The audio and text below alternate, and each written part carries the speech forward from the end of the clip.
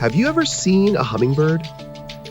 They're tiny birds, smaller than your hand, and they move super fast.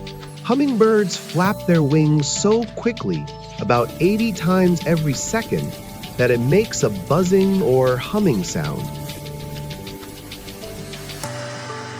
They can even fly backward, which most birds can't do.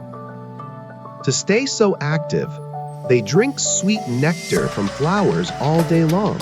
With shiny, colorful feathers and amazing flying skills, hummingbirds are like little flying jewels.